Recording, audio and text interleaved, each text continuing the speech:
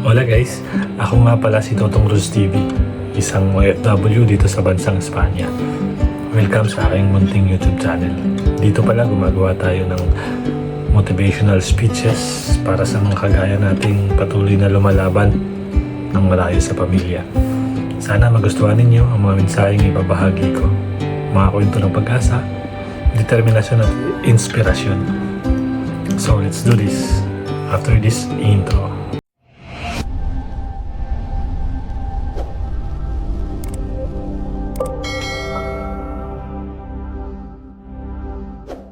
Hello sa inyong lahat. Sa video na ito, pag-uusapan natin ng isang bagay na totoo pero minsan mahirap tanggapin. Ang realidad ng mundo. Alam mo ba, ang mundo ay mapaglaro. Minsan parang panalo ka na sa lahat.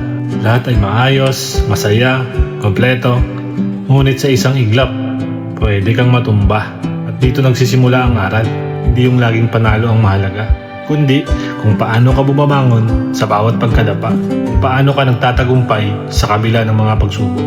Ang mundo, minsan parang malaking laro. Hindi mo alam kung anong level ang darating.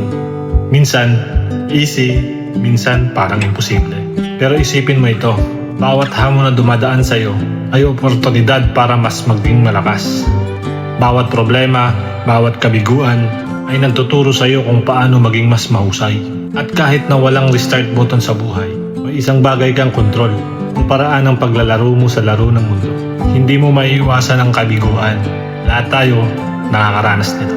Minsan, plano natin ay hindi mangyayari, bumabalik sa umpisa, nakakainis, nakakapagod. Ngunit tandaan, ang kabiguan ay hindi katapusan. Ito ay guro. Itinuturo nito kung saan ka dapat magbago at paano ka dapat lumakas. Ang tunay na tagumpay, hindi yun laging panalo. Ang tunay na tagumpay ay yung patuloy kang bumabangon sa bawat pagkadapa kahit ilang beses ka pang madapa. Totoo, hindi pa laging patas ang mundo. May mga taong maswerte, may iba laging nahihirapan, nakakainis. Oo, nakakabigo, siguro. Ngunit narito ang mahalagang aral. Hindi mo kailangan ng mundo na maging patas para magtagumpay. Pwede mong baguhin ang sarili mo. Pwede mong baguhin ang paraan ng pagharap mo sa hamon. Pwede mong gawing inspirasyon ang hirap na pinagdaanan mo. Huwag mong kalimutan, ang mundo ay puno ng oportunidad. Bawat araw ay bagong simula. Bawat pagkakamali ay pagkakataon para matuto. Bawat problema ay pwede ring hakbang patungo sa paglago. Huwag matakot sa hamon, huwag matakot sa pagkabigo. Dahil sa bawat pagsubok, may pagkakataon kang lumakas, magbago, at mas maging handa sa susunod na level ng buhay. Kaya ano ang dapat nating tandaan?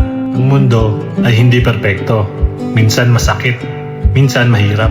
Pero may aral sa bawat bagay. Ang mahalaga ay kung paano ka maglalaro sa mundong mapaglaro na ito. Tandaan mo, ikaw ang bida sa sarili mong kwento. Ang desisyon mo, ang aksyon mo, at ang determinasyon mo ang magtatakda kung paano mo haharapin ang mundo. Kaya tumayo ka, huminga, at ipakita sa mundo na kaya mong harapin ang lahat ng pagsubok. Huwag matakot sa laro ng mundo dahil ito ay laro ng paglago, laro ng pag-asa, at ang laro ng buhay.